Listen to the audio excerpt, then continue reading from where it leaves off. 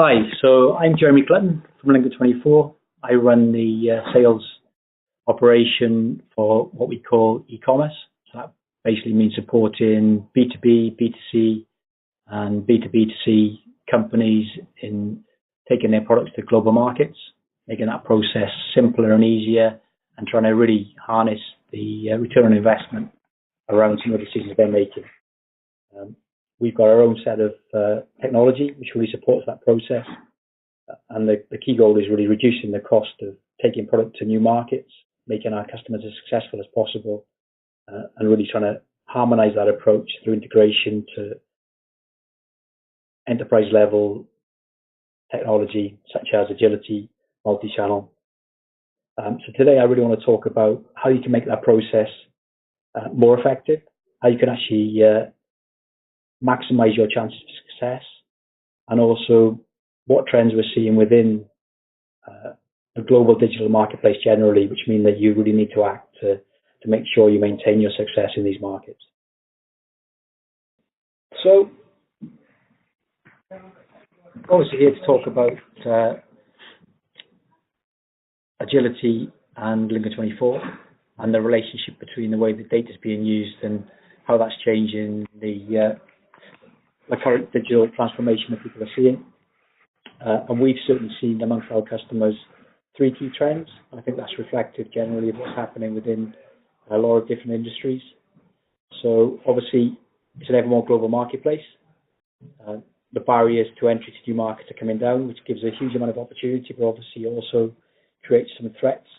I don't think anymore we can rely on a single market or a niche within a market. We need to be aware of the opportunities. And certainly, with the technologies available at the moment, there's no reason why you can't be successful in new markets as long as you get all of the building blocks set up appropriately. The second piece is that we're seeing a big difference in the way that trading relationships work. Historically, I think there were some very clear models in the way that people went to market, and that gave that sort of differentiation between trading directly with consumers and trading directly with businesses. More and more we're seeing a hybrid model. So people trying to own that relationship with the consumer end to end, being able to have a transactional relationship with consumers as well as provide third parties. And certainly within the UK and the US, we're seeing more and more challenges for multi-brand retailers. I think it's harder and harder now to be in a situation where you've got a me as well offering.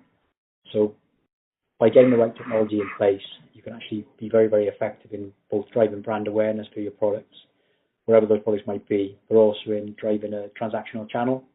And again, those can be global. The opportunities are there. But again, likewise, so are the risks. I think the days where you can be everything to everybody and hope that's going to be sufficient for you to be successful have gone.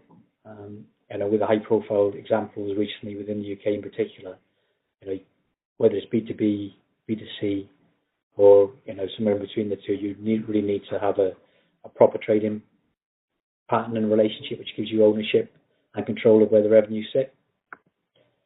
The third thing we're seeing obviously is in relation to technology. Things are moving more and more quickly in this space, and certainly with opportunities on AI in the way that you manage data and look at your success in new markets. There are ways actually to keep iterating what you offer. Within retail recently there's been a lot of focus on failing fast and then reiterating to make sure that you can actually come up with something which is cutting edge. And obviously there's a lot of challenges from people like Amazon, both in B2C and B2B spaces at the moment, and they're harnessing huge data sets that give them a natural competitive advantage.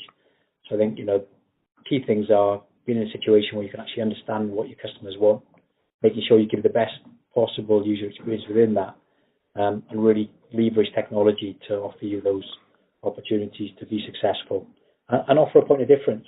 Because while Amazon is successful, the user experience isn't seamless, and people are looking for that. I think the attachment to a more personal offering, not one that is necessarily holistic, but being successful is about using these other marketplaces to try and drive brand awareness and success with your products and offering. So what does that mean in the context of of global success.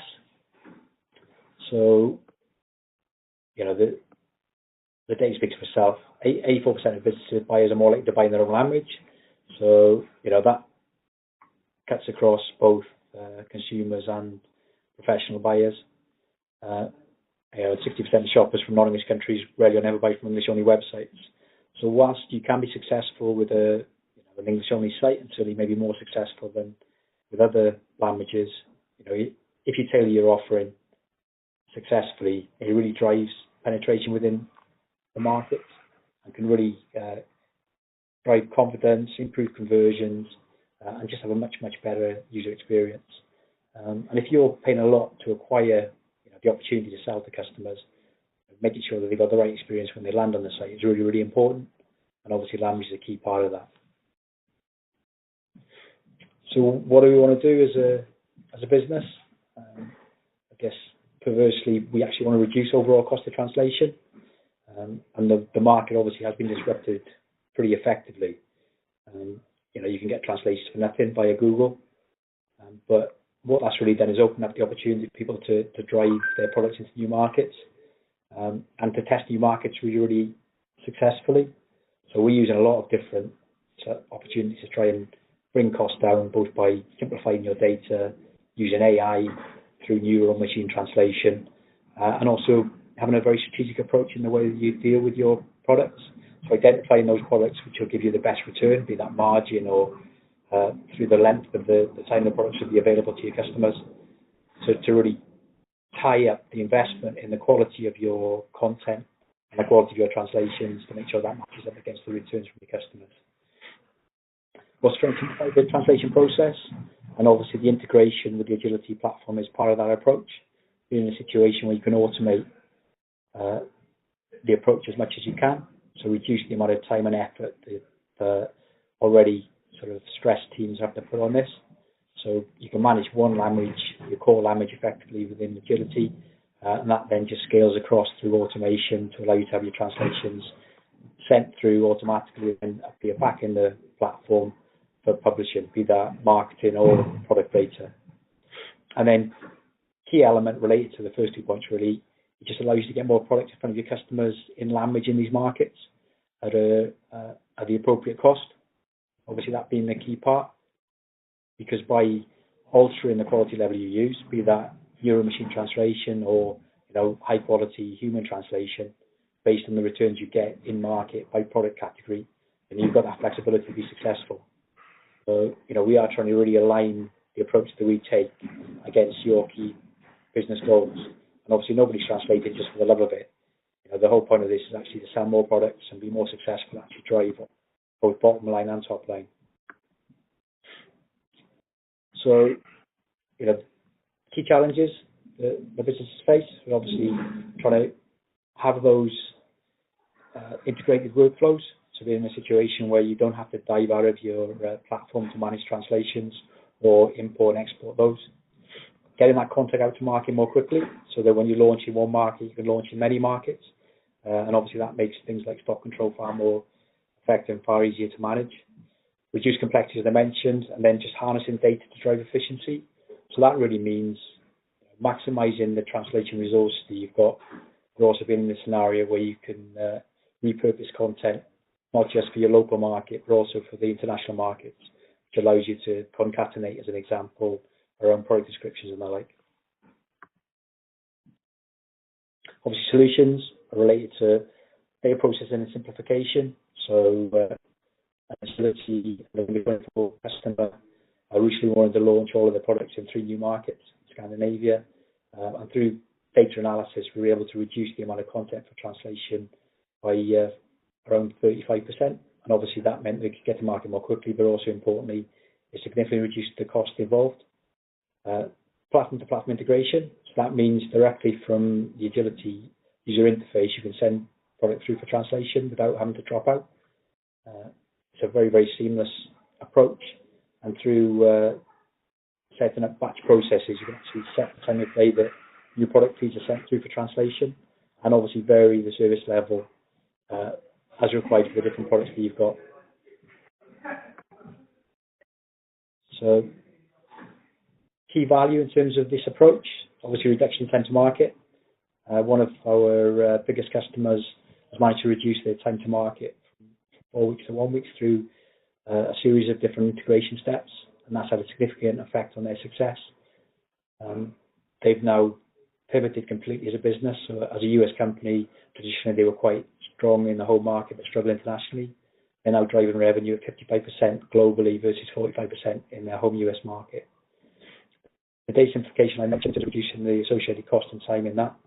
And then the use of AI in neural machine translation means that we can translate millions and millions of words, validate and audit that as a subset of content through a combination of the machine translation engines and human approach to massively reduce cost and time to market. In this instance, they had a hard deadline in terms of go live and a huge amount of content, and the traditional approach wouldn't have worked. But through combining the two, we were able to get everything against budget and on time on a scale that previously wouldn't have been possible. So how does it work? You're basically sitting within the Agility UI. You can actually dip into the content as you're reviewing it. It allows you to name your projects, obviously queue service levels I mentioned and a domain around that, and also batch that content up on a regular rhythm. So be that daily, hourly, or on an ad hoc basis. You can actually manage all of the workflows directly from the platform. So what does that mean really in terms of the opportunity? AI and neural machine translation actually can make a significant difference to how successful you are in new markets. It really allows you to control in a very, very targeted and strategic way the investments you make in translation. It allows you to get more products into new marketplaces and also test very, very quickly. Particularly successful for A/B and multivariant testing and looking at also the user interaction on site. Using Okapi, which is an advanced data manipulation open source platform, you can really reduce the amount of content that needs to be translated to give you maximum bang for your buck. As previously mentioned, concatenation is a very successful technique, both from your source to your target languages. And this really allows you to leverage a lot of automation within Agility as well, especially through the AI adaptations that are being made in the latest versions. And then, importantly, obviously, integration allows you to automate. So you're in a situation where you're not manually touching content. You're not in a scenario where you're trying to manage 9 or 10 different language feeds, sending content out manually via Excel and then importing it manually back into the platform. The automation really gives you a huge amount of flexibility, allows you to manage effectively multiple products being released globally, giving you the maximum returns within that. And that's it.